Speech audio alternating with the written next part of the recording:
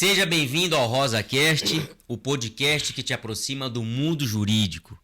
Eu estou muito feliz hoje de receber uma pessoa que a advocacia me deu como uma amiga. E isso me alegra muito. Helenice Pereira Carilli foi presidente da OAB-MS 2 vezes. É advogada há 51 anos, com quem eu convivo desde 2009. E posso dar um testemunho. Em 2009 eu ainda era estagiário, era acadêmico de direito. Conheci a Helenice porque grupos políticos ou forças políticas que à época eram antagônicas se uniram para resgatar a OAB, para colocar ela no trilho do qual não deveria ter saído, segundo a visão desse grupo à época. Inclusive se sagrou vencedor com a eleição do Leonardo Duarte. E eu me lembro que a Helenice chegou, eu já conhecia ela desde o início da minha faculdade, a imagem dela, a história dela, tudo que ela tinha feito. Já era uma pessoa consagrada na advocacia, no debate público, perante as instituições. Mas desde o primeiro momento, Helenice, você me tratou e conversou comigo como se eu fosse um colega que tivesse a mesma experiência que você, apesar de eu ser um estagiário. Então isso nunca vou esquecer. Eu tenho essa sorte de ter alguns amigos como você que eu tive essa liberdade e que me ensinaram muito. E há 16 anos, então, eu estou ao seu lado, convivendo contigo. Você, graças a Deus, participou de muita coisa da minha vida, da minha formatura, do meu casamento, né? E eu também participei de tantas coisas na sua vida. Com certeza. Eu sou muito grato a você e espero continuar aprendendo muito com você. Nós já batemos um papo aqui antes, fazendo um briefing, vamos dizer assim. Tem muita história boa por aí. Minha querida amiga, seja bem-vinda. Muito obrigada, Lucas. Eu fiquei assim resistente em gravar esse podcast, pensando no seguinte premissa: jovem, não sei se quer ouvir as histórias de uma advogada jurássica como eu, né? Então, Mas vão querer ouvir sim. E se não ouvirem, mas eu tenho certeza que vão. Quantos amigos você tem? Nossa, tem bastante. A advocacia me deu de presente muitos amigos e excelentes amigos. Uns já se foram, outros estão aí. E tanto na ala jovem eu tenho amigos, como nos antigos. Muito bom. A OAB e a advocacia foi muito bom para mim. Muitas histórias, né, Lenice? Muitas histórias. Então, você se formou em 1973. Em 1974 já estava inscrita na OAB, né? Na época a inscrição era preparada e feita em Cuiabá, ainda, Estado Uno, né? Não havia ocorrido a divisão. Mas por que você resolveu fazer faculdade de Direito, Helenice? E outra coisa, você foi criado em Campo Grande, qual é a sua história aqui com a nossa cidade? A minha história foi criada em Campo Grande, para falar bem a verdade, na periferia de Campo Grande, no fim da Rua dos Barbosa, no bairro Mombaí. Quando passava a minha casa, já tinha um campo de aviação, que o pessoal ia ali para pegar o seu aviãozinho para ir para as fazendas. Mas, assim, de uma família numerosa, eu tenho mais 6 irmãos, né? Alguns já faleceram. E fui, desde pequeno, não sei muito se foi um primo que vinha de São Paulo, passava lá em casa para ver a gente, para ver meu pai, né? Que era primo do meu pai. Sobrinho do meu pai, filho da irmã dele. E estudava em São Paulo, ela era uma fazendeira forte e se tornou um advogado muito importante lá, ele, a esposa dele. E então eu vi aquilo, achava que ser advogado é bom, que é um carro bonito, tudo. Eu era pequenininha ainda. Aí eu já subia em banco, já queria falar, e eu ouvia muito rádio e lia. Desde pequeno eu li. E gostava de falar, de ensinar, tinha mania de ensinar, sabe? Até meus irmãos mais velhos, de vez em quando, cala a boca, vivia mandando calar a boca, né? Dei muito trabalho, mas essa vontade de ser advogado acho que veio desde que eu me entendi por gente. Nunca pensei em outra profissão. Minha mãe pediu muito para mim, quando eu fui fazer curso clássico, que eu fizesse colegial para fazer medicina, que ela queria muito ter um filho médico, ela tinha paixão por medicina, né? E só vivia para criar os filhos, trabalhava muito em casa, dava muito trabalho, tudo, né? E eu falava para ela, mamãe, não tem aptidão para ser. Eu quero ser advogada, deixa eu ser advogada. Depois, graças a Deus, eu sei que ela teve muito orgulho. Não tenho certeza, muito orgulho mesmo, Helenice. Ela ia até assistir o júri.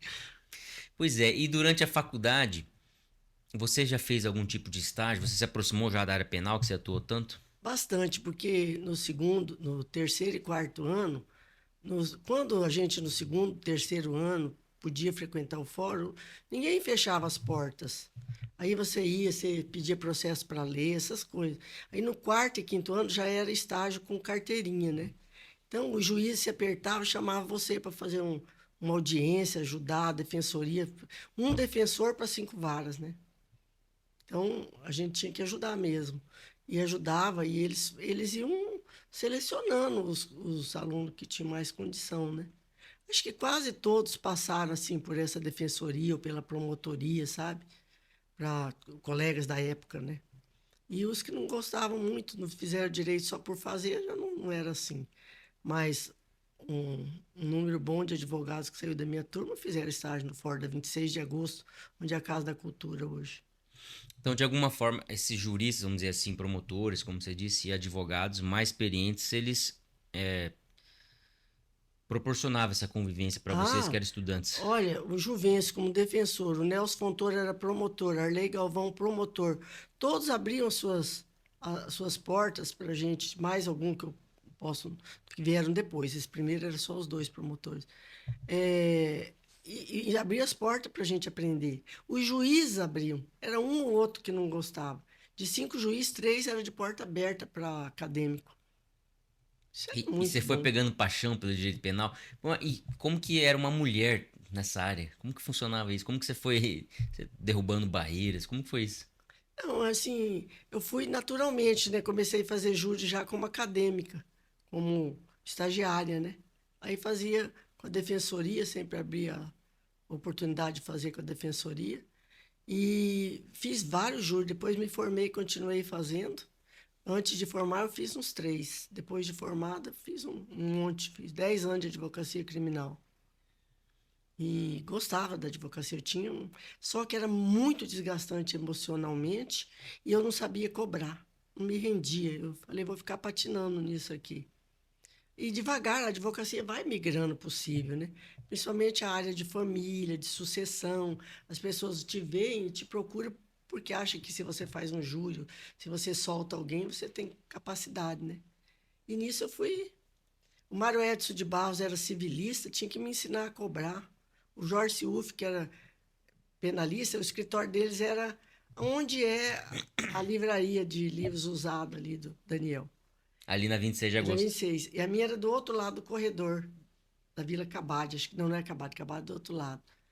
Aí eu não sabia, eu ficava desesperada com aquilo, né? Eu me lembro uma vez que fiz um serviço muito interessante, que eu consegui fazer um inventário em vida naquela época.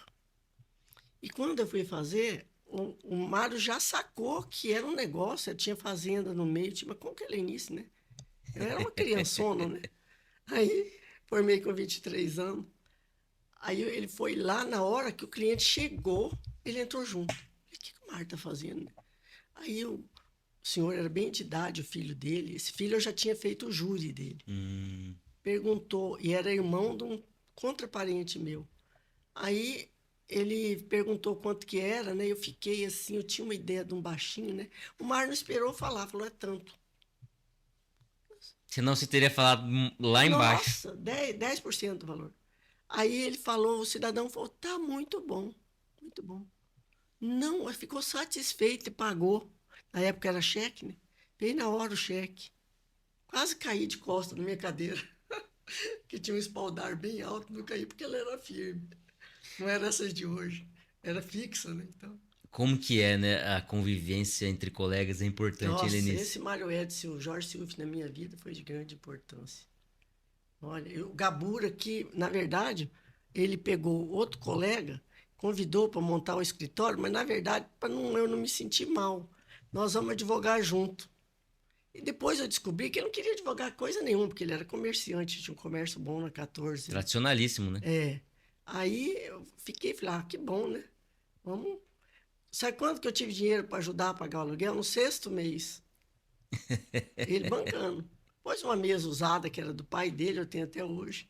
Pôs uns móveis mais ou menos, e nós precisava de muita coisa, ninguém tinha muita. Os clientes que eu atendia não tinha muito. É. Então, tocava aquilo bem. Mas aí, quando foi no segundo ano, já comecei a ganhar. Aí, isso aqui que ele chegou em mim e falou: Olha, Lenice, a loja está me dando muito trabalho, não vai dar para eu pra eu continuar com você, mas você tá bem, toca isso aí bem e tal. Caiu fora. Por quê? Porque ele tinha feito aquilo só pra me enganar, Só pra te ajudar, pra me né? ajudar. E era uma amizade que você fez na Ah, faculdade? nisso o Calil e esse que eu te contei que foi com ele, tinha escritório também perto, na Joaquim Murtinho, ali subindo, sabe? Aí a gente trocava ideia, tudo, bem da faculdade. Professores ajudavam muita gente. Juvencio ajudou muito, só que ele não foi meu professor. Eu conheci na defensoria. Quem que eram os cabeças na época que você era estudante, assim, jovenzinha lá e você vê, pô, os caras que eram fora da curva, assim. Ah, tinha muitos, hein? É, eu tinha muito respeito, assim, o Augusto Corrêa da Costa, né? O, Guto. o Guto. Que era muito ligado à literatura que tinha na 14. O Stefanini tinha um escritório que era um espelunca, mas era um grande advogado, Carlos Stefanini. Carlos Stefanini, Foi o desembargador pelo Quinto pelo Constitucional, um Quinto homem de uma Constitucional. alegria, assim, É, de um carisma, é. né? Ele foi na minha gestão, ele subiu na minha gestão. Mas ele era bom. O Cívio era terrível. E fazia júri como ninguém, mas a área que ele era, onde eu acredito que ele ganhou muito dinheiro no Cívio. E eu sempre ouvi Ele muito, ganhou tudo aqui, ele veio de fora, pronto. fez a vida É, aqui. Então, eu sempre ouvi muito que ele tinha uma capacidade de fazer as pessoas entrarem em acordo, em compor, assim, isso, conversar, composição, extraordinária, né? isso, extraordinário.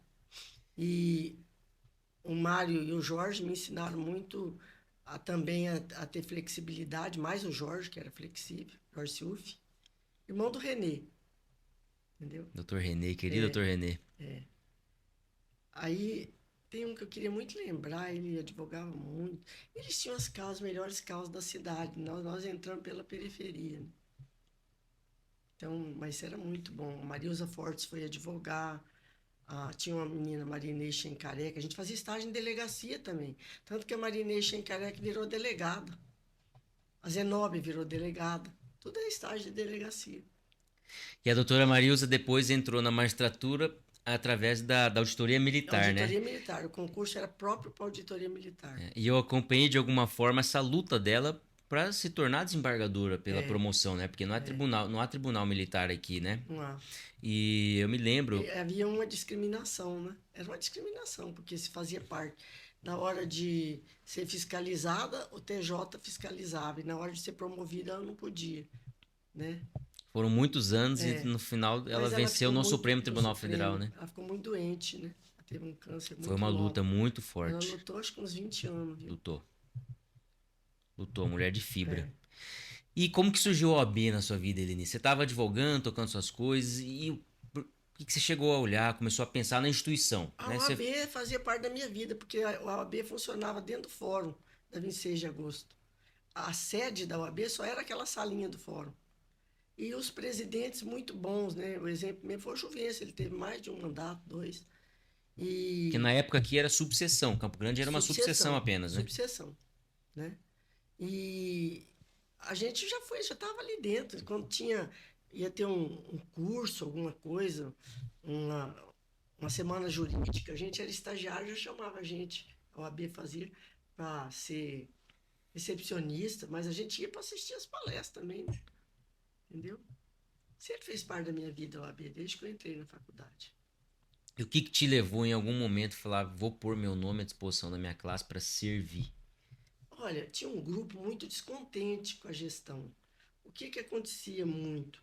A OAB era um núcleo é, de poucos advogados, né? Eles tinham uma projeção muito grande e não tinha muita abertura. E isso afastava os colegas. Como se fosse por alguma espécie de saturação, de falta de oxigenação, alguma coisa assim? Isso, né? Os novos tinham que ir entrando, né? Não tinha muito esse negócio de formar comissão, chamar para dentro da OAB, né? E daí fazia muita falta isso. Quando a gente ia, se sentia meio mal, né? Bom, aí esse grupo foi se juntando e discutindo, como se faz hoje, você está contente? Né? Então vamos discutir, não é? Aí foi discutindo e foi ampliando o grupo. Aí tivemos uma reunião no escritório do Jalad, era o Elvio Pissur no Jalad. Aí eles eram grandes advogados, o Elvio Jalad, junto com o Remo Leteriello, que Que era do mesmo legal. escritório. Começaram na Dom Aquino, depois montaram na, se eu não me engano, para João Cripo. Aí fizemos uma reunião lá na biblioteca dele e o pessoal, não, vamos escolher um candidato logo, tal, tal. Ele falou, minha candidata é Helenice. Aí eu fiquei, porque eu trabalhava muito, né? Eu tinha criança, né? Daí eu fiquei meio assim, então, não, vamos amadurecer essa ideia, todo mundo. E começamos a discutir, o pessoal fechou em cima. Um grupo muito unido, né? Isso ajudou muito. Doutor Elf, que anos depois foi presidente também, ou ele já tinha sido? Antes, Já tinha sido. o Elvio tinha sido. O Elvio tinha sido, o Jalad nunca foi assim do grupo dele, sempre foi uma dissidência. Alguns ficavam com ele, mas não tinha candidatura. Candidatura de oposição só teve duas antes que eu me lembre, antes da minha. Foi o Aires Gonçalves e foi o... Dois candidatos, me falhou a memória, quem que foi o outro? Que nós apoiamos. Perdemos duas eleições. Não foi o Gonzalez antes de você? O Gonzalez foi, mas ele abriu uma dissidência do nosso grupo. Entendi. Aí não dava mais. Prejudicava nós e ele. Perdia voto, né? Separava os... Dividia voto, né? Acho que houve um pouco assim também a gente de radicalismo. Porque acho que se a gente tivesse aceitado a candidatura do Gonzalez, poderia ter eleito outro. E eu não fiz sucessor. O meu candidato foi o nosso candidato, nosso grupo foi Evandro Bandeira. Doutor Evandro Bandeira. Que era preparadíssimo, que era outro escritório de ponta aqui. Um jurista, né, Lenice? Jurista. Mas assim, não tinha essa empatia, né? Não era que transitava muito. Correu o estado inteiro, fez uma campanha bonita, né? Mas foi duro de achar candidato, hein? Nessa o Carlos ainda não tinha se lançado, foi em outra, tá? O Carlos que era estagiário. O Carlos fez campanha pra você. Fez. Quando era estagiário, né? O Carlos. Ele contou a história aqui Luiz Carlos no podcast. Saldanha, entendeu? Muito bom. Mas aí nós fizemos com essa ideia de abrir a ordem. E abrimos. Tanto é que vieram juristas aqui fazer conferência, como o Márcio Tomás Bastos, o Evandro Paes Barbosa, o Evandro Lins e Silva, Seaba Fagundes, e ficava admirado com o número de gente que a gente punha dentro da OAB. As pessoas queriam vir, né? Teve conferência que a gente não tinha espaço e não tinha essas facilidades de hoje, né? O pessoal para fora querendo entrar, uma coisa triste, entendeu? E tudo em pé, os sentado, a maioria em pé. Então, complicado, sabe? E eles ficaram bobos, porque antes eles já tinham vindo e não viram aquilo. Era um grupo seleto, né? Isso que ano que era, mais ou menos? Eu fui eleita a primeira vez em 1988 para a gestão 89, 90. E depois eu fui reeleita em 91, 92. Eu nasci em 88. Eu fico pensando o seguinte, Helenice. Você mulher nessa corrida toda. A época não havia órgão de controle como tem hoje o CNJ. Né? Porque hoje a gente vê, às vezes até um exagero, né? Uma injustiça. Muitas vezes um atropelo. Algum juiz, algum magistrado faz algum comentário. É totalmente equivocado. Mas fora do exercício da jurisdição, vamos dizer assim, alguma conduta também. Isso sai na mídia, poucas horas depois a gente vê que o magistrado está afastado pelo Corregedor Nacional do CNJ, né? Volta e meia a gente vê isso. Isso. Mas acho que aqui o exagero, a época devia ser na ponta oposta, né? De falta de controle, né? Ainda mais no interiorzão, que nós éramos. Então devia ter muito sofrimento da advocacia com magistrados, promotores, delegados, ou enfim, com a classe, os atores jurídicos que não tinha muita saída, não tinha por onde ir. E você, essas reclamações todas chegavam para você. Como que você fazia? Provavelmente você devia viajar muito. Como que você lidava com isso? Eu comecei a campanha bem atrasada. Bem depois, a campanha já estava rolando. Mas eu corri o interior, o que deu. E cada lugar que eu chegava, eu levava a minha agenda e anotava na agenda as reclamações. Então, por exemplo, a gente não tinha tanta reclamação contra juiz do Estado. Tinha reclamação contra juiz federal. Nós tivemos um juiz federal aqui que deu caso de polícia. Então, foi muito grave. E demoramos a afastar, viu? Afastavam, voltavam. Aí depois, quando afastou, fizeram ele aposentar. Quando foi para valer, que fizeram. Quando demoraram a mandar um juiz designado para fazer um inquérito, para ouvir, né, o processo administrativo, que foi pesado. Que daí choveu de advogado, de juiz mesmo, colega dele, que depois vieram, era um só, vieram outros juízes, né? E foi muito grave. Foi o motivo da minha reeleição, porque a briga estava só na metade. Eu pensei comigo, se eu não tirar esse homem daí, ele acaba com a classe. Então, você sabe, Lins, que na época que eu te conheci, eu já tinha ouvido, não me lembro se na faculdade algum professor que gostava de você, ou que era seu amigo, ou que caminhava junto com você na OAB, na militância, que você tinha sido uma presidente da OAB, tinha sido ameaçada de morte. Havia esse Comentário, né? comentário que você enfrentou isso, né? Mas que você também. Só que não era algo que você tivesse saído Não, gritado aos quatro cantos. não. As pessoas traziam isso. Eu tenho um princípio comigo. Se você quiser morrer, você fala que estão querendo te matar, porque daí qualquer um mata. Então você não pode falar que estão querendo te matar, né? O próprio que quer matar, mata e fala que foi outro. Pronto. Simples assim. Então eu não falei nada, fiquei quieta, mas ele tinha um comparsa na Polícia Federal, que era o superintendente da época, o juiz federal tinha um comparsa, e o superintendente, não sei como, lá vazou. E um funcionário da superintendência que vazou o assunto para um presidente de OAB de São Paulo. Que a coisa estava feia aqui, que a OAB estava peitando a Justiça Federal, a Polícia Federal e que ia acabar tendo morte. Aí contou, daí o presidente de São Paulo ficou sabendo, reuniu, teve um colégio de presidente logo em seguida, ele narrou os fatos. Saímos de lá, de onde foi no Nordeste, não me lembro mais aonde, saímos de lá direto para Brasília para De um ir falar colégio com de o presidentes ministro para da Brasília. Justiça. Eu e mais 4 presidentes, falar com o ministro da Justiça, que era o AB, era o Márcio Tomar Bastos. Ele ficou chocadíssimo, porque apurou, né? Mandou aqui uma equipe, tinha não lembro, acho que uns 4 policial federal que vieram de Brasília, foram me procurar, foram na OAB, ouviram os colegas de OAB, viviam muito preocupados comigo, um era o Nênio Leite Barros, outro era o Paulo Essir, Valdira Costa, e era uma preocupação muito grande. E eu esqueci algum nome, né? E daí eles foram ouvidos pelos policiais, né, no sentido de saber o que estava acontecendo. Constataram que era realidade e aí houve realmente um inquérito. A coisa aí ficou feia. E de alguma forma, né, Lenice, ser presidente do OAB ou militar no OAB é abrir um pouco A mão guarda. da. E abrir um pouco a mão da própria vida, né? Da própria advocacia. Porque você. A dedicação à OAB só é boa se for quase exclusiva. Porque eu perdi grande parte da minha clientela nesse período e suei para recuperar um pouco. Eu tinha muito cliente quando eu fui para a OAB. E meu escritório era ali na Fernando Corrêa da Costa, com a esquina da Rui Barbosa, naquele predinho. Era um entra e sai, trabalhava muito.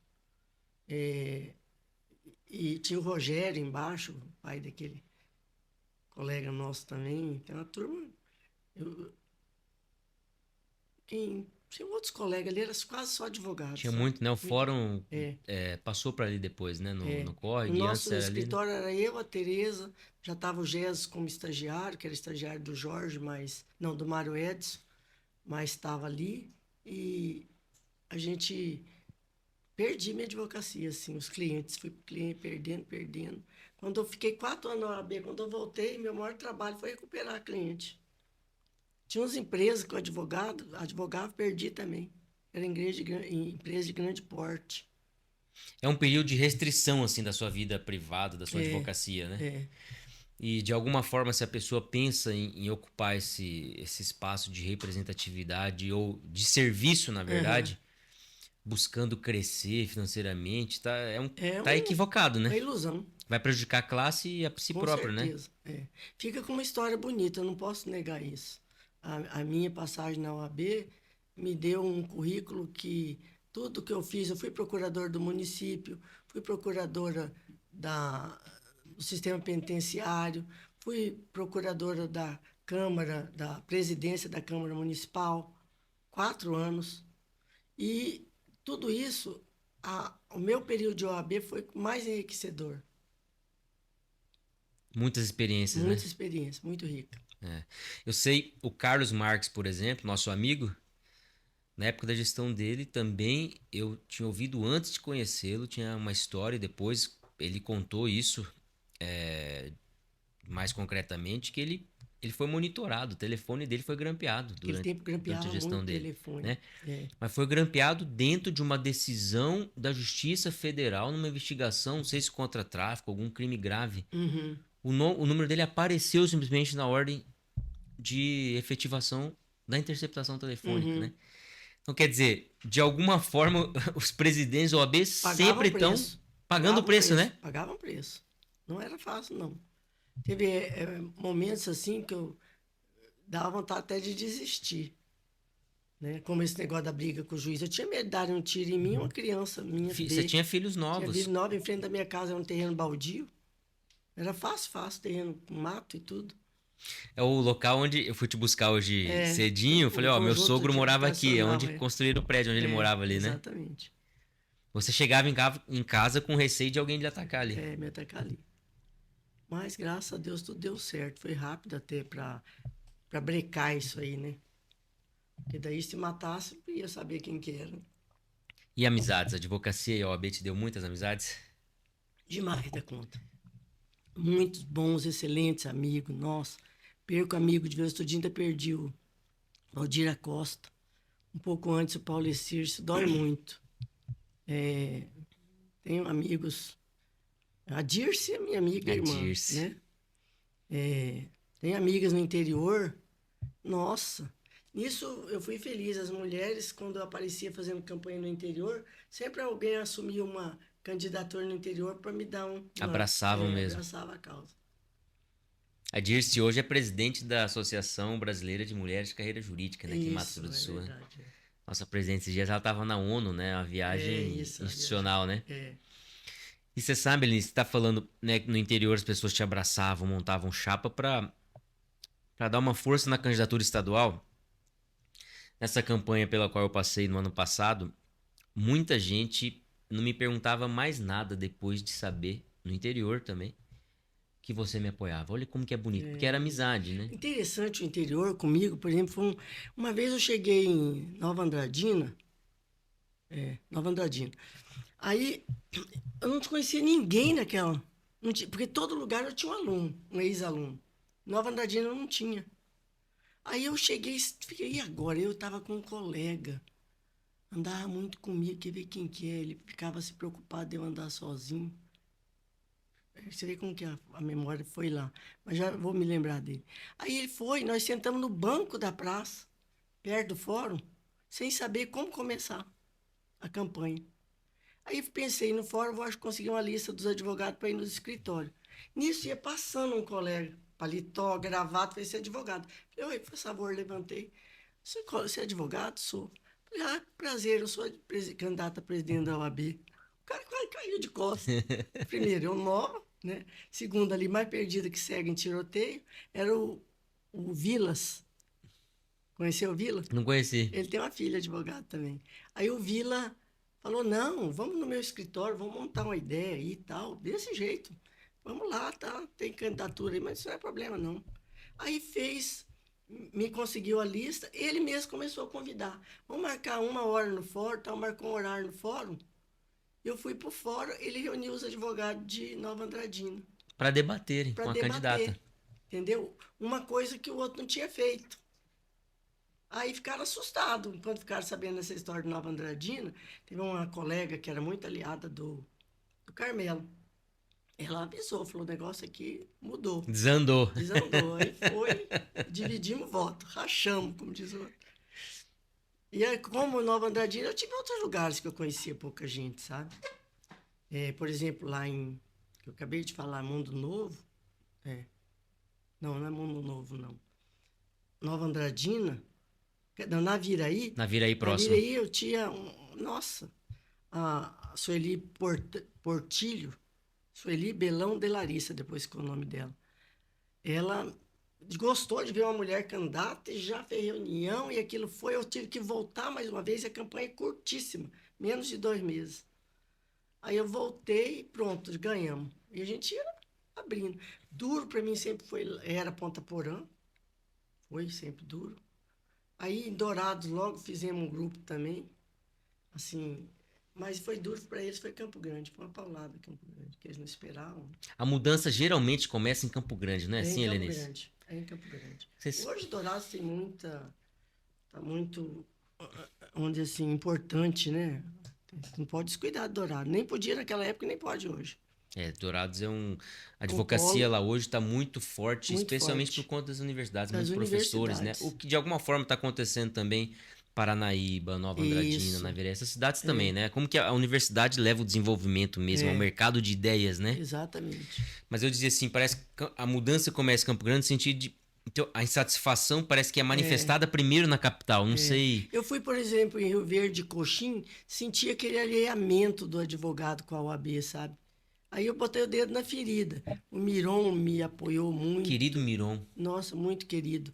O Miron e quem que era em Coxim, tô meio passadona hoje pra... Tive colegas importantíssimos, sabe?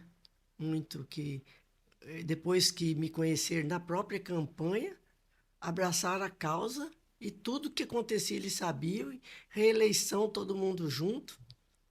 Não teve essa história de falar, não, não quero porque é reeleição. Porque sabiam que a briga era boa. Miron foi uma das pessoas que eu, assim, o Miron eu conversei, foi, parece amor à primeira vista, assim, a gente Uhum, conversa muito, todos os dias quase. Eu tive uma conversa com ele de mais de uma hora, uhum. batendo papo, mas a conversa começou, ó, tô sabendo que a Helenice te apoia. É isso É, mesmo? Falei, expliquei. E eu não lembro até se eu tava com você, a gente fez uma ligação rápida, alguma coisa assim. Sei que, e conversando com ele, o Miron ali em Coxim, eu acho que ele tem 40 ou 42 advogados, alguma coisa assim, que estão estabelecidos, advogando, tocando a vida, que saíram do escritório dele. Eu tem. achei muito bonito É, isso. muito bonito. Gente que Meu foi forjada escritório, ali. aqui é uma coisa interessante também. Eu esqueci o número de pessoas que saíram do meu A escritório. gente Não falava disso agora há pouco, né? contabilizei. Quantas pessoas você forjou, né? É, Que a gente dizia, as pessoas mais experientes, mais velhas, a época que você era acadêmica, te deram oportunidade. E é óbvio que fizeram isso, não é só porque eram generosos. Eles eram generosos, mas viram você também uma jovem que estava lutando, que dava aula de português para conseguir custear parcialmente a faculdade, para uhum, conseguir manter as despesas de casa, que é, estava trabalhando, trabalhava o dia inteiro e ainda é, ia cursar a faculdade à noite. Te deram esse espaço. E você aprendeu isso e você fez isso na sua vida também, né, fiz Lenice? isso. É, Quanta tive gente passou, né? bastante. E olha que eu mesmo sou exemplo disso, eu me considero um exemplo disso, né? A partir de 2009. Então, acho que a convivência entre advogados, especialmente do mais novo com o mais experiente, é É necessária, né? Pra gente é necessário. muito importante, né? Muito importante. E você dizia, o Campo Grande levaram um susto. E eu tinha alguma dificuldade no interior. Porque os candidatos da época, aconteceu outra coisa. O grupo do Carmelo e do pessoal rachou. Porque o Pitã era um cabeça do grupo junto com o Carmelo. E era mais da área universitária. E se lançou o Chaves e o Pitã. Então, outro dia eu achei a folha de votação, foram tipo assim, 638 votos contra 300 e pouco de um, 300 e pouco do outro. Eles dois juntos deram 20 votos só a mais que o meu. Entendeu? Então, de onde eu deduzi que, mesmo se eles tivessem ficado unidos, aí eles iam perder. Porque quando junta, você sabe, um corre para um lado, outro corre para o outro, né? Tem, né? Um pouco sai, né, do grupo. Sai. E você vê, o que era lá atrás, de alguma forma, uma dificuldade, porque você estava construindo um grupo, né? Uhum. Depois você, ainda depois da sua eleição, você falou, pô, não fiz sucessor. Mas depois de alguns anos, pessoas que você forjou fizeram 3 gestões seguidas. Tudo bem que a última, não com seu apoio direto, É, mas era gente sua, que foi é. forjada por você dentro da OAB, nas comissões, na militância, né? Uhum. E tem uma das pessoas que te valorizam muito, te reconhecem muito e que eu gosto muito, que é o Otton Nasser. Uhum. E o Otton dizia, olha, naquela época, isso é questão política. Então, do escritório do Otton, na época, ele era do escritório do Paulo Tadeu. Foi um dos que fez bastante movimento para sair candidatura. E De olha que era um oposição. grande escritório. Sim, Já consolidado era já. consolidado, É. já estava com aquele prédio ali na. Você sabe, ali no alto do. Não era no, Próximo do córrego aquele ali, era né? meu vizinho próximo do córrego, não. Aí ele já tá no outro, próximo do córrego, mas aquele prédio bom que ele construiu. É, daí já estava muito bem o Paulo. E Aliás, acho que ele veio de Naviraí, não foi? Um dia eu fiz uma reunião com ele no escritório. ele era do Paraná, né? Eu não sei se é Não tinha uma. Naviraí. Talvez então Naviraí mesmo, porque tinha um quadro assim de uma casa de madeira. Ele falou: Ô, Luquinhas, meu escritório. Porque ele era do Comecei ali. Paraná, talvez ele era ter É. advogado Era uma ali, né? casa de madeira. É, Esse aqui é meu escritório. é. No escritório dele teve reunião no do Jalad, né? Outros, assim, mais antigos, que era desse período, fizeram também. Os antigos me abraçaram muito, sabe? Quer dizer, Estavam eles cansados ansiavam daquela, por por mudança. mudança. O que é próprio da política, né? Isso É, e significa. como eu tinha uma história boa também na faculdade, né? Porque é, muita gente, muitos alunos frequentavam o escritório, tinha sido meu aluno, né? Isso pregava a favor, O carinho de um aluno pelo professor, né? pelo professor. Isso eu tive muito, hein? Muito, muito. E é próprio da política, que são ciclos, né? Por mais É, que algum grupo tenha quadro, quadros muito bons e que esteja fazendo algo bem, bem feito, a política, ela exige de alguma forma essa oxigenação, né? exige. Vem esses ciclos, Muito. né? A OAB mudou muito depois dessa virada. Ficou bem mais aberta, né? O jovem se sentia à vontade para ir para a OAB. Para tudo. Para conversar, para reclamar, para... E de alguma forma, Helenice, em 2009, eu te falei, né? Eu vi você chegando já, a gente conversando, mas antes disso deve ter tido muita conversa, né? Ah, sim, sempre, né? E que era a necessidade que você enxergava? O que fez grupos que eram politicamente, frontalmente antagônicos? Do ponto de vista político, vamos dizer assim. Depois, Mas como que acabou vocês que chegaram a a gente sentar? Vamos caminhar junto. Como que foi isso? foi num crescendo. Havia alguns do nosso grupo que migravam para lá e outros de lá migravam para cá e acabou tendo uma conversação. Essas migrações que ajudaram essa. Exato, que ajudaram a fazer a união depois. É, foi um período muito bom, nós tivemos aí os sucessores muito bons. O Geraldo Escobar fez uma boa gestão. A gente enfrentava muitos problemas sérios da advocacia, sabe? Hoje eu vejo isso muito com muita tristeza, por exemplo. Eu gostaria de ver alguém na OAB que falasse que, como que chama esse negócio aí que o tribunal tem, que onde centraliza os mandados? A Central de Processamento Eletrônico, a CPE. A Ou a CPE. Central de Mandatos também existe hoje. A CPE. A CPE, para mim, é um câncer hoje na justiça nossa. Que lá não funciona nem amarrado. Outro dia um colega estava contando num grupo que ele pegou um alvará, fazia 60 dias. Então o juiz deu o alvará, mandou expedir, não sei, agora acho que não está indo para a CPE. Foi para lá, demorou 60 dias. Mas como que pode um negócio desse? Eu tenho Se o juiz deu o alvará, porque tinha pressa, porque já é difícil tirar o alvará. Quando dá é porque tem. Mas ele concede o alvará, né? isso machuca bastante a Tem advocacia. machucado muito. Então, esses enfrentamentos a gente fazia. Tanto eu como alguns sucessores, sabe? Tinha umas brigas boas.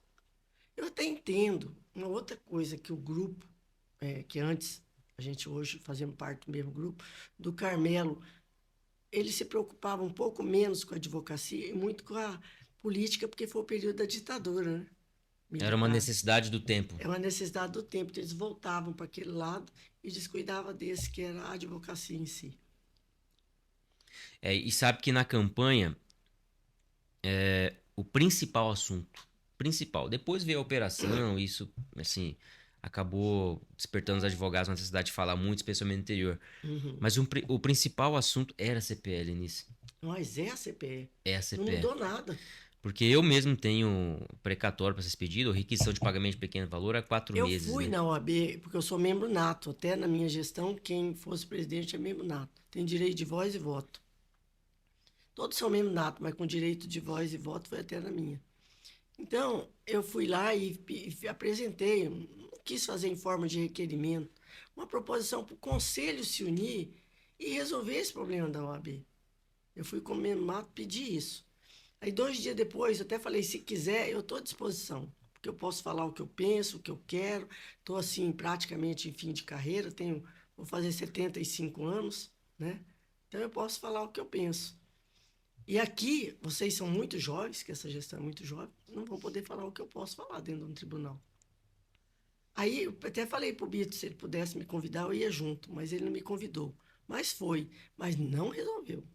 O enfrentamento dessa CPE é coisa crucial para a sobrevivência da advocacia no nosso estado.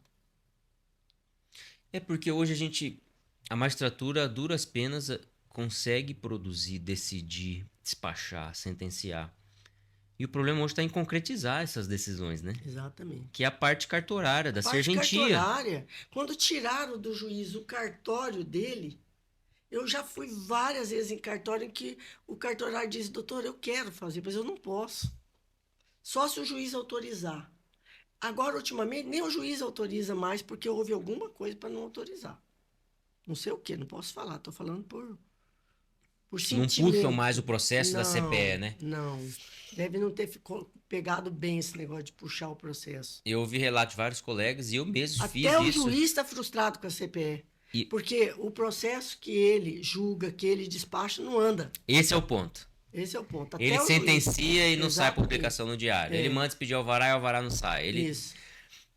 teve casos durante a campanha que tinha citação em ação de alimento, com alimentos provisionais, provisórios, provisionais fixados. Mandar a citação aguardando 4 meses para ser expedido. Não, coisa crucial. A pessoa, por exemplo, está no inventário, a pessoa doente, o cônjuge idoso, doente, né? Aí tudo para. As reclamações são. Nossa, eu tenho aqui, não só dentro do grupo, mas fora, colega que me manda reclamando. Então, durante a campanha, a proposta que a gente construiu era de contratar uma grande instituição para estudar a CPE, o fluxo dela. Para entender se tem alguma coisa no fluxo de trabalho que precisa ser melhorada. Tem. Mas eventualmente, Alice, até mesmo, nós precisamos ter uma discussão zetética, Você vamos dizer assim, sabe que aberta. com esse negócio de tudo é informatizado, eu não posso falar, porque como eu sou jurássico, já vão pensar que é porque eu não tenho essa habilidade toda, né? Não estou tão preparada para a informatização. Mas no meu escritório, todos são jovens, estão todos filhos de primo, sobrinho, né? Até por isso que eu consegui continuar na advocacia. E eles entendem e sabem. E daí outro dia um me explicou que o processo, quando chega na CPE, ele tem 10, vamos dizer que é 10 lugares onde ele pode ser distribuído automaticamente, porque foi dado um despacho que ele tem que ir para 10 setores. Quer dizer, num despacho só o juiz dá mesmo. Faça isso, faça aquilo, né? E cada um dos setores tem que fazer uma coisa. Só que daí o cara começa lá na ponta para chegar no último. Então, aquele despacho que um juiz dava e o cartório pegava e já ia fazendo, um funcionário fazia todos, fica enrolado. Tem que passar por vários outros. Quando um colega cobrou lá, o Castelo foi lá pessoalmente, foi que meio que cá entre nós meio invadindo, né? Aí foi lá e daí atenderam ele, meio, né, nervoso, mesmo. A chefe atendeu, não, o senhor fica calmo e tal. Como que eu vou ficar calmo? Né, você liga daí para ver o que faz, falaram que podia ligar, liguei, falaram que talvez demorasse ainda 60 dias, né? Então esse é um episódio que a gente conhece, tem mir, se for contar um por um, não dá. Né? A gente não tem elemento para dizer que o conceito de CPE em si não dá para levar adiante, né? Que a ideia já ela é fadada ao fracasso. Mas assim, precisava investigar abertamente. Eu queria até que eu pudesse ir lá e ver o que acontece, porque eu tenho uma ideia tão ruim da CPE, de tudo que eu ouço fora o meu escritório, que é o problema de que lá falta funcionário também. Ela não está bem estruturada para isso. Agora, para mim, o maior problema da CPE é o distanciamento do juiz com o processo dele. Esse é gravíssimo. Ah, mas é informatizado. Não me interessa. Se fosse informatizado dentro do cartório, ele fazia andar. A gente sabe Você que já hoje... pensou a frustração de um juiz de dar um despacho e não ver o resultado do processo? Não é? Não é efetivado o que ele determinou, Não. né? Por que não está sendo efetivado? Porque a escrivania não praticou o ato. Assim, a gente sabe que a Procuradoria-Geral do Estado hoje está com essa ideia de trabalho, né? De centralizar, vamos dizer assim. Grande parte dos procuradores do Estado hoje estão em Campo Grande. E está funcionando, né? Então, provavelmente, seja questão de fluxo de trabalho, de ajustar, de É, melhorar, né? é, É uma coisa que a gente não consegue compreender. Por que que a gente não consegue ter o contato direto com eles, é. Por que que é né? essa, né? A bolha. São dentro de uma É. bolha. Então, assim, de alguma forma, talvez é porque a OAB poderia estar cobrando um pouco mais, tentando participar, Porque tentando o entender. advogado ia ter ciência do que está É. acontecendo. O advogado não tem ciência do que está acontecendo na CPE. Não consegue. Quando vai, é muito complicado para tentar.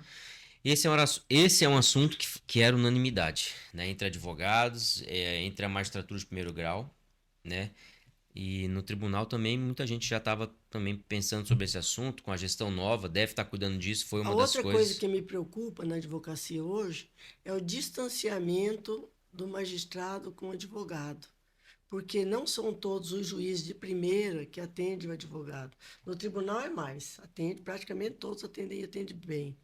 No, na primeira atende bem quem atende, mas muitos não atendem. E isso está criando uma filosofia de trabalho que o funcionário do cartório também não anda querendo atender o chefe do cartório. Alguns, muito poucos, mas alguns. Quando você vai no cartório, você é muito bem atendido. Eu tenho ido de algumas vezes assim. Mas você sente que. Juiz também, quando você consegue falar com o juiz que ele se prontifica a te atender, porque ele está aberto para, né, para qualquer coisa, para reclamação do advogado, porque o advogado não vai à toa no juiz, né? O acesso nosso para esses despachos pessoais no tribunal é muito melhor do que em Muito primeira melhor que na instância, primeira né? Isso é instância. É contraditório, né? contraditório. É muito contraditório. É muito melhor. E no tribunal hoje, se o desembargador, o magistrado não tá, a assessoria vai dizer quando ele vai estar, ou vai pegar seu É, celular, vai te ligar exatamente. para Vai você voltar marcar lá, né? isso. Funciona muito bem isso no tribunal. Agora, no fórum, não sei se houve alguma diligência nesse sentido, mas deu uma melhoradinha, sabe? Acho que o tribunal está sentindo também que está muito descontentamento, né? Você vê nosso descontentamento hoje com a justiça, quando você vê aquele Supremo, você tem vontade de chutar o balde, largar tudo. Pois é, Lenice, Supremo Tribunal Federal. Quando eu estava fazendo a faculdade, eu fazia faculdade à noite e estágio de manhã no Juizado Consumidor, era estagiário. A Uniderp tinha um convênio, eles concediam, não lembro se era metade era uma bolsa, 50%, ou alguma ajuda de custo, eu lembro que eu fazia estágio lá. E à tarde eu assistia às sessões do Supremo, mas me encantava. É. Né, eu tinha um Era outro respeito, nível, eu tinha um respeito e uma admiração pelos ministros, né? Eu era outro aprendi, nível. até tentava falar igual eles, era engraçado. Mas hoje eu tenho vergonha do Vergonha Supremo, do Lenice. Supremo, também tem. Tem Onde que vergonha. nós vamos parar? Outra coisa que aconteceu de muito grave, né, nessa história, assim, foi decaindo as escolhas políticas, que sempre foram, claro, do Supremo, mas políticas sem nível, né? Você não pode comparar você falar em Seabra, você falar em Evandro, você falar com o que você vê hoje lá. A ponto de você ver esses dias foi o Gilmar Mendes, né, que puxando a orelha da UAB. Quem é ele? A história dele é péssima no Mato Grosso. De tudo, de vida, inclusive. Entendeu? Não tem, lá não tem gente que sirva de exemplo para poder puxar a orelha de OAB. Até porque o nível lá é, vamos dizer que é quase sofrível, né? O Acho que que, o Gilmar foi de advogado? e eu acho que falta, de alguma forma, aqui especificamente ao Conselho Federal, tá ali reclamando com respeito, com equilíbrio, É, mas mas com agora, firmeza, pois né? é, não reclamou, o que, que aconteceu? Acharam de bater na OAB. Nós podíamos bater, eles não, né? Isso me entristeceu muito. Nós chamou a OAB de bagaço, né? Cadê a reação? A OAB não pode representar mais, eles estão nem aí. O que nós estamos vendo aí no que o Supremo faz é em tudo. Condena uma deputada que usou a condição dela de ter imunidade, também, apesar de que ela já tem um passado meio feinho, mas para dar uma pena altíssima, que eles não dão para traficante. Pegaram o pessoal do movimento de 8 de janeiro para dar pena de 14 anos. Aí traficante pega de 8. No Supremo. Primeiro, o Supremo não tem competência para julgar esse pessoal. O Supremo é um órgão recursal ou para julgar, no caso a deputada tinha, pessoas com foro privilegiado. Fora isso, não tem. A matéria para o Supremo julgar, principalmente, parte da ideia que é o recurso extraordinário, onde a matéria é constitucional. Agora, a matéria ordinária vai lá para o STJ. O Supremo pega tudo. Pega da primeira instância, sobe lá, não sei como, uns troços malucos mesmo, sabe? E não devolver esse processo para a primeira instância, o que chega lá que não devia chegar, avoca. Uns troços muito malucos de gente. O negócio é o seguinte: quando se tornou público de poder viver, poder falando, dando entrevista fora a TV, Senado, a TV, Justiça, essas coisas, banalizou. Qualquer ministro está aí falando qualquer bobagem. Né? É muito feio isso. Sobre tudo e sobre todos, né? Principalmente o Supremo, menos o STJ, onde se guarda uma certa reserva, né? Eu já falei aqui em outras oportunidades, Lenice, que de alguma forma, em algum momento, a gente não sabe quando, mas esse encontro está marcado. Nós vamos precisar discutir seriamente esse regime jurídico dos ministros do Supremo Tribunal Federal. Ah, sim. Qual país do mundo que eles não têm mandato? Mandato, 8 anos estava passado de bom. Não é? Só aqui. Né? Então, quando eu falo que o Brasil é uma republiqueta de banana, eu sou obrigado a concordar. Quando você vê um lance desse, de um juiz ser escolhido no quinto e ir parar lá e ficar lá 30 anos, 40 anos. Absurdo. E acho que a gente precisa avançar a discussão não só no modo de acesso e no tempo de permanência no exercício do cargo, mas no regime comportamental durante o exercício do cargo mas também. O regime está na Constituição. O regime está. É que eles não cumprem nem a Constituição, nem principalmente para a conduta deles. A parcialidade. Está evidente a falta de... a parcialidade do Supremo. A imparcialidade está na Constituição, tudo está na Constituição. Você não pode sair falando o que quer, o que pensa. O cara tá bebendo um negócio lá e chamado para uma entrevista lá num evento, vai lá e dá uma entrevista, você vê que tá falando bobeira. Onde já se viu uma coisa dessa? E hoje o órgão que tem a atribuição para exercer essa fiscalização, que é o Senado, não exerce, né? Não dá conta de exercer. Quando tenta exercer, é barrado pelo próprio Supremo. Você entendeu? E eu acho que hoje... Aí que eu estou vendo que o Brasil está numa sinuca de bico. 3 poderes, legislativo, executivo e judiciário, que não se resolvem. Nenhum está cumprindo o seu papel como devia. Então o Brasil está mal. Muito mal. A verdade é essa. E o Senado precisava liderar isso agora, né? Mas parece que o calcanhar de Aquiles, para mim, é o foro por prerrogativa de função, que coloca todos os senadores com receio, medo, né? De alguma forma ali quietos. Porque daí o que aconteceu? O Supremo usou isso como arma contra os deputados e senadores. É a arma deles. Você vê falar que quase todos têm processo lá. E quem não tem vai acabar tendo. Né? Você vê aquele menino aí, que até me lembra você, a fleuma dele, como que é o nome dele que está aí na mídia? No Congresso? No Congresso. O Nicolas? O Nicolas. Você vai ver, daqui uns dias vão prender o Nicolas. É só esperar. Nicolas Ferreira, mineiro. Ferreira. Tem alguns ali que procura dar o recado, mas o nosso problema é que a falta de visão deixa eleger um presidente da mesa que vai atender só o governo. O governo é aliado o governo que eu digo, o executivo, aliado do judiciário. Então, não consegue evoluir.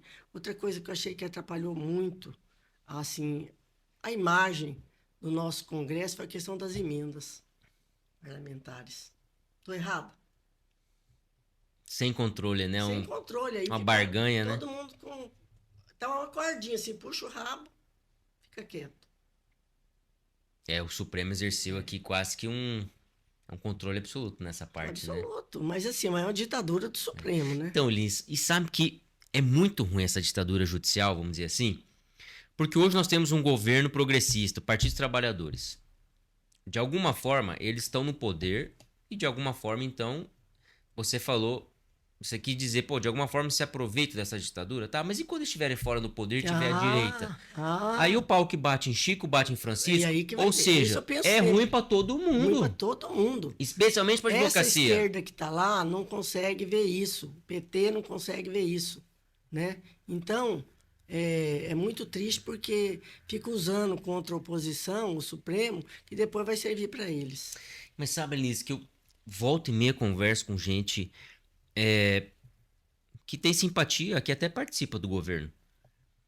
As pessoas estão enxergando isso, mas assim, o Supremo Tribunal Federal está tão incontrastável hoje que as pessoas têm receio Receio. de falar a Eu tô respeito. aqui, Os até eu senadores, tenho medo pois de é. aparecer mesmo, isso aqui é o Supremo em cima da minha Não, e cabeça. os senadores todos têm opinião formada, inclusive os senadores do PT, de todos a ala progressista, a ala de esquerda. Mas parece que não. Pô, mas vamos Porque fazer o quê? o problema do Supremo é que ele prende e cala. Você vê aquele pessoal que foi lá fazer uma manifestação que virou uma ofensa. Vai lá, prende quem quebrou uma coisa, atingiu um prédio que não devia, fez. Tá certo. Agora, pegar uma velhinha que foi lá, gente que foi aquela boba do batom, coitada da moça. Entendeu? Que lá foi alegria de momento, que em todo movimento acontece. Ela não tinha noção que aquilo era grave. Certo? Tá. Quantos anos que ela pegou? 14? Acho que foram 17 anos. Não, 14. 14? 14. Ah, dá licença, uma pessoa que nem sabia de fato o que estava acontecendo. Pura ignorância. Entendeu? E esse tipo de abuso, a gente viu acontecer e parte da sociedade aplaude. Na Lava Jato, esse tipo de abuso... Aliás, e a gente pode falar que tudo. Esse tipo de abuso aconteceu com a prisão do Delcídio, que era um senador, não poderia ser preso naquela circunstância. Não estamos falando do mérito que aconteceu. Não, ele não poderia ter sido preso. Um vídeo, um áudio, não é um elemento para dizer que aquele crime permanece em andamento. Outra foi coisa, o que foi utilizado. Outra coisa, esse negócio de encontrar rascunho, delação premiada para mim é o ó, hein? Dá licença. Cada pessoa tão desqualificada, o cara faz uma delação premiada e dá 4 versões. Olha, você viu isso? 4 versões de uma delação premiada. Pois é, e fica essa insegurança. Insegurança. Eu dizia para você... Hoje o que impera no país se chama insegurança jurídica. Até porque as más notícias do judiciário correm. Uma pessoa entra com uma ação hoje... Bom, primeiro, custo da justiça. Contei para o meu marido que uma açãozinha aí de 50 mil, que a pessoa simples, pobre, ela vai entrar com aquela ação. Ela tem que pagar 4 mil ou 5 mil de custas. Eu fico levantando isso no escritório e fico perplexa. A gente está disputando honorários uma mulher com o boleto foi lá da custa. para fazer um inventário de 2 casinhas longe, sabe? Aí deu 21 mil de custas para ela fazer, se ela quiser fazer 28, se ela quiser fazer na extrajudicial, e 21. Eu sei que, olha, pagar ITCD, que também virou outra coisa absurda, vai subir, preparem, viu? E virou absurdo o custo da justiça. Hoje, em relação ao acesso judiciário, o custo do acesso, nós estamos literalmente disputando os nossos honorários com as custas iniciais. Com certeza. O cliente fala, doutor, não posso. Com certeza. E parece que é o segundo mais caro do Brasil, né? O terceiro. Mas eu acho que, infelizmente, pode ser o segundo ou terceiro, é provisório, porque é um movimento generalizado. O ministro Alexandre de Moraes. Eu não concordo com você, sabe por quê? A falta de vergonha e de pudor é tão grande naquela chefia do Poder Judiciário que eu não conto com isso, não. Mas, Helenice, o ministro Alexandre de Moraes, um seminário, uma palestra dele na USP, dizia que a culpa pelo atraso na tramitação processual, pela morosidade, inclusive pela insegurança jurídica, que é transmitida para o exterior, é dos advogados que recorrem a mais não poder, que ajuizam a ação a mais não poder, e são respaldados pelo baixo custo de acesso ao Poder Judiciário. Quer dizer, o ministro Supremo Tribunal Federal, um dos ministros hoje mais relevantes por tudo que ele decide, que ele faz, né? Então você vê que é uma mentalidade. Agora, mais uma vez, o Conselho Federal da OAB, o que faz em relação a isso? O Conselho não faz. Antigamente, aqui em Campo Grande, aqui no estado de Mato Grosso do Sul, na tabela de custas ia uma partezinha para a Associação dos Advogados. A OAB recebia também. Não era para a OAB, não foi depois. Ah, sim. Aí a associação não se sentiu confortável e abriu mão, dizendo que o contribuinte que pagava não estava ficando decente aquilo. Tá, abriram mão. Aí, hoje, quem que recebe? Procuradorias, defensorias, a própria magistratura. É um rio de dinheiro. É um rio de dinheiro. É 30% ou 35% do valor das custas. Se acabasse esse descontozinho, já barateava as custas. Já barateava as custas. E a gente olha hoje na Justiça Federal, né? A diferença é gritante, né? É gritante. E eu dizia pra você, porque esse movimento de autoritarismo, ele prejudica 100% da advocacia, isso não tem dúvida. E, a depender do período, metade da sociedade ou parte da sociedade. Na Lava Jato, a gente já viu isso acontecer. E hoje, o ministro do Supremo Tribunal Federal, Cristiano Zanin, sofreu na pele isso.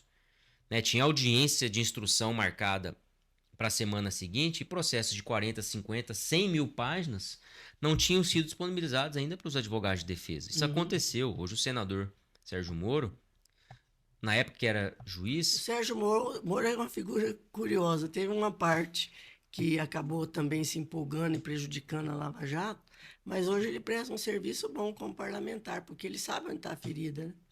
Pois, sim, mas você vê que a época, como que o processo macerava aqueles que eram investigados e acusados. Não no sentido de punir, de sentenciar, isso é o mérito. Mas como os advogados tinham dificuldade de exercer a defesa, exercer a prerrogativa que é necessária para exercer a É a defesa. ditadura do judiciário. O Supremo criticou, no final das contas, desmoralizou o juiz Sérgio Moro. E o Supremo, de alguma forma, está fazendo coisa pior do que isso hoje. Pior que Só isso. que lá atrás se agradava quem era ou conservador, ou de direita, ou quem entendia. Eu não sei, Hoje- eu não vejo caminho para resolver isso. Só o povo. Porque não é através do Congresso, não estou vendo esse caminho. No Executivo não vamos nem falar. Que nessa brincadeira de coisas ruins é comparsa. E não sei como nós vamos resolver esse problema do Judiciário. Eu só vejo uma saída. Aquilo que o povo fez, aquele erro, se fizer, não pode errar mais, não. Você sabe que, por toda a dificuldade ou omissão que nós vemos hoje, eu ainda acredito no sistema OAB para enfrentar essas lutas, sabe? Olha, eu queria pensar como você, mas eu acho uma OAB frouxa. Eu não vejo uma OAB como devia ser. O Conselho Federal é triste, porque tem o compadrio. Você não pensa que assume lá é o advogado que está pensando na classe. Ele está pensando no lado também que ele tem do escritório dele e do trânsito no STJ, no Supremo. Entendeu? É isso que não pode ter. E é triste, né? Porque nós somos uma comunidade qualificadíssima, um exército, uma célula, o termo que quiser Se a utilizar. OAB convocasse um movimento, não acontecia aquilo que aconteceu lá. Você lembra quando, você viu, você não lembra, né?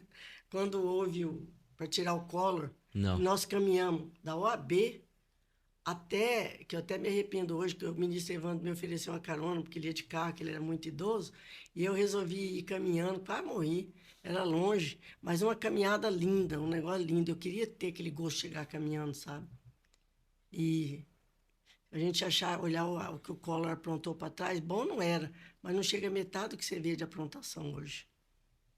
Pois é, e nossa instituição com a legitimidade Foi firme. constitucional e social consagrada, histórica, reconhecida. Na abertura democrática, né? Foi importantíssima a OAB. A OAB fez o movimento da abertura democrática.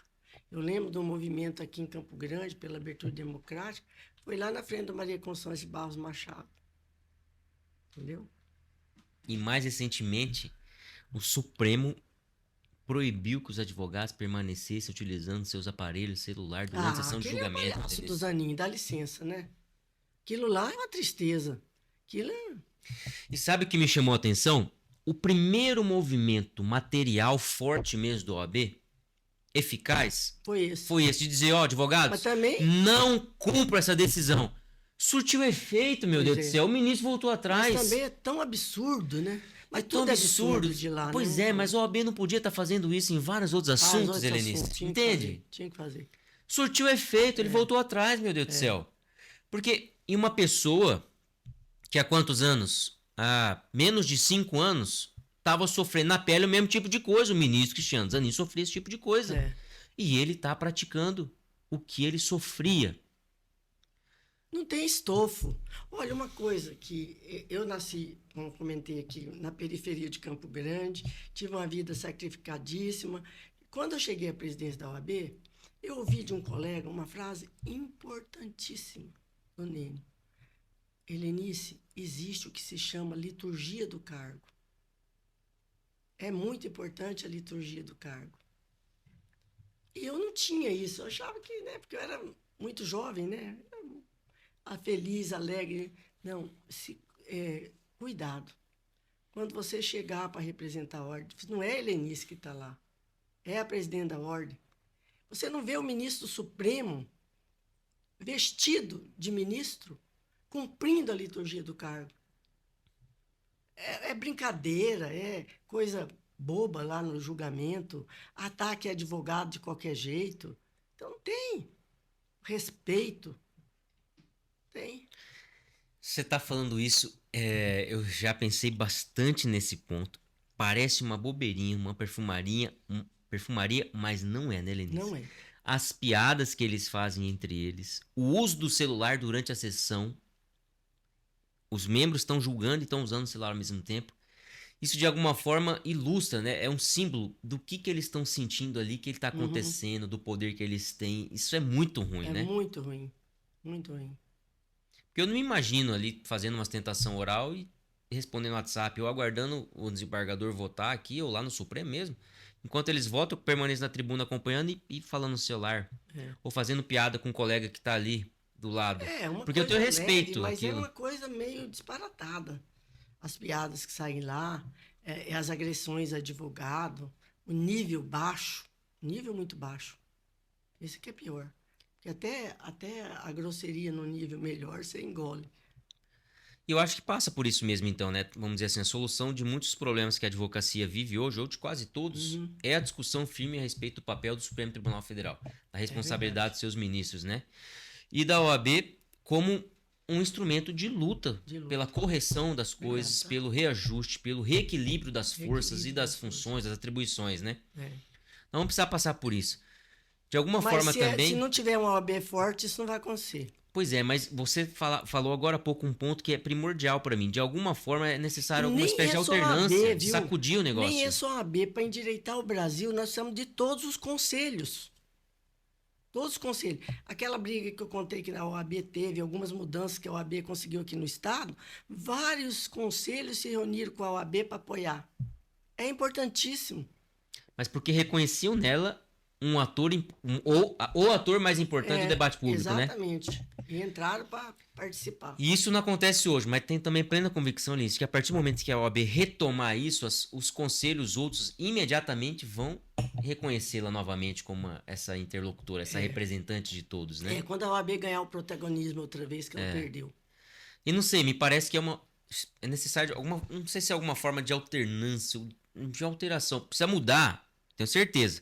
Absolutamente, precisa mudar o espírito e o pensamento de quem está exercendo as atribuições. Porque hoje, do jeito que tá, todo mundo tá vendo que é muito ruim. A discussão, por exemplo, do voto direto na OAB, nós estamos prolongando muito, então. Não, tá A em 1h10. eleição do voto direto é uma questão interessante. Porque será que debatendo em público, falando, não sei, porque também nós temos como exemplo o Congresso, que depois que chega lá, esquece, são poucos os que dão a cara a tapa. Não é? Mas a eleição direta é um dos mecanismos mesmo que... Para abrir o debate, né? Porque... mas pode enfraquecer Mato Grosso do Sul? Não, não vai. Põe voto por estado. Cabra para ter um voto de Mato Grosso do Sul, precisa ter mais da metade dos votos aqui, pronto. É né? um Senado. A gente continue, é um Senado. Agora, para ele ter o voto de Mato Grosso do Sul, ele vai precisar vir aqui fazer compromisso com a gente. Claro. Eles vêm hoje cara a cara. Forma, porque o cara quando vem aqui ele já sabe quem que vai votar nele. E ele vem aqui, ele vai em 2 e 3 escritórios, conselheiros federais, não é isso? Mas ele vai ter que vir aqui cara a cara com o advogado. Isso é uma preocupação. Não sei, isso eu não vou arriscar, não. Dizer que a eleição direta para a OAB vai corrigir essa falha. Eu acho que a gente está com uma falha estrutural, ética. entendeu? O advogado, vamos dizer assim, na sua formação, um todo, a gente tem que estar mais dentro dessa condição ética para ir, quando chegar lá, poder cobrar. Se a vida é meio tortuosa, vai cobrar como? Então, de alguma forma, também passa até por compreender melhor qual o papel da sua profissão, né? Por que que você é advogado? Qual que é o seu É, objetivo? Qual que é o seu serviço, né? é. Mas é isso, Lenice. Eu espero mesmo que essas coisas avancem. Eu espero, eu pessoalmente, que eu consiga ainda usufruir muito dessas nossas conversas, da Hum, experiência que você tem, pra gente de alguma forma influenciar, que é o que nós estamos fazendo aqui no debate público, conversando. Se for o que Deus reserva para nós, em algum momento dentro da OAB, ou fora da OAB, ou em qualquer que seja, vamos dizer assim, a institucionalidade que seja reservada para nós. uhum. Mas continuar trabalhando, cooperando e lutando para melhorar, Eu tenho né? procurado fazer dentro dos meus limites que a idade impõe, né? Mas você tem feito Mas muito tenho já. contado com o trabalho de vocês, a ação em si que é necessária, né? Mas eu ainda advogo e sinto a dificuldade da advocacia, muito, na carne. Uma É. advogada que foi presente 2 vezes, que é consolidada e vive essa dificuldade, né? Uhum. Quer dizer, é algo generalizado É. de toda Toda advocacia. advocacia, é o que eu imagino. Então, se é uma dor, uma ferida que está aberta há tanto tempo e não cicatriza e não melhora, alguma coisa precisa ser feita, né, Denise? Precisa. Enfim, Posso dizer para você que a advocacia era bem melhor. E os problemas de magistrado também que a gente vê hoje, os escândalos também, eram raríssimos, né? Então, e era raríssimo aqui. Teve aqui no estado fato de problema, por exemplo, de corrupção, tal, dentro da magistratura, e eles mandavam embora, você nem ficava sabendo, cadê aquele juiz? Foi mandado embora. Depois que você ia apurar o que que aconteceu. Era rápido, resolver rápido. rápido. Eu espero que de alguma forma a gente continue lutando. Disposição você tem e vai continuar, tenho Se certeza, Deus né? quiser, né? Quando tiver, conta comigo. Os Obrigado, minha colegas amiga. todos contem comigo. Eu queria agradecer mais essa oportunidade da gente estar junto aqui, Obrigada, conversando, Lucas. Eu que debatendo. agradeço. Eu vou abrir a palavra para você fazer alguma consideração final, alguma mensagem de fé, de esperança, ou que você achar que merece ser dito. Mas eu quero te agradecer tudo que você tem feito por mim ao longo aí dos últimos 16 anos, como eu comentei, né? Você tem 51 anos de advocacia. Graças a Deus eu faço parte disso de alguma forma, vamos dizer assim, no terço mais recente, nos 16 anos. Espero continuar fazendo parte da sua vida, aprendendo com você e naquilo que eu puder, ajudando você, auxiliando você. Recentemente nós lhe visitamos com várias advogadas, nós, o grupo Vozes de Maria, o Observatório Voz de Maria, para ouvir sua opinião a respeito do combate e prevenção, especialmente, da violência contra a A mulher, mulher. que é um assunto que é tão palpitante É hoje, feio né? aqui no nosso Feio. estado. E esse assunto tá andando, em breve vai ter mais novidades nas redes sociais. Repercussão, né? Aquele formulário de captação de informações de gente que atua na magistratura, na polícia, na advocacia das próprias vítimas, tá no ponto final. A doutora Luísa Fatim Duarte fez esse formulário com muito carinho. Nós estamos debatendo ele hoje, vamos finalizar em breve. Se já não tiver finalizado, quando o episódio vier ao ar. E você, com toda a sua experiência ali, generosidade, deu tantas ideias ali para nós que estão sendo implementadas. E eu espero que isso aconteça, Lenice, em tantos outros assuntos que vão surgir. Falta um pouco de energia para toda essa militância, né? Senão eu poderia ajudar mais, mas o Mas, que eu você, puder fazer, conta mas comigo. não é um elogio de amigo apenas. Você Uhum. faz muito mais Obrigado. do que poderia ser exigido de você, né? Por tanto que você já fez. E nós vamos continuar. Existe uma juventude muito animada com esse tipo de assunto. Hoje, o assunto da pauta, vamos dizer assim, é Voz de Maria, Observatório. Combate à violência, prevenção contra a violência à mulher. Mas tem muito assunto que vai vir ainda com novas novidades, com novas nacionalidades. Eu Uhum. queria te agradecer Eu e que espero que a agradeço. nossa amizade permaneça para sempre e por muitos e muitos Eu que anos, Helenice. agradeço. Inúmeros colegas, meus amigos e minha família, que sempre me apoiou, meu marido, minha filha. E meu filho, que já se foi, me apoiou na primeira eleição e na segunda da UAB, fazendo campanha. E também minha irmã Elza, que era advogada junto comigo, dava maior força para tudo que a gente encarava, né? Eram uma força dentro do escritório, né? Faleceu já aos 80 anos. Mas cá entre nós, eu tenho muita satisfação de ser advogado e muita satisfação de ter representado a OAB no nosso estado, no Conselho Federal também. É muito enriquecedor. Eu agradeço, viu, Lucas? Obrigado, Helenice.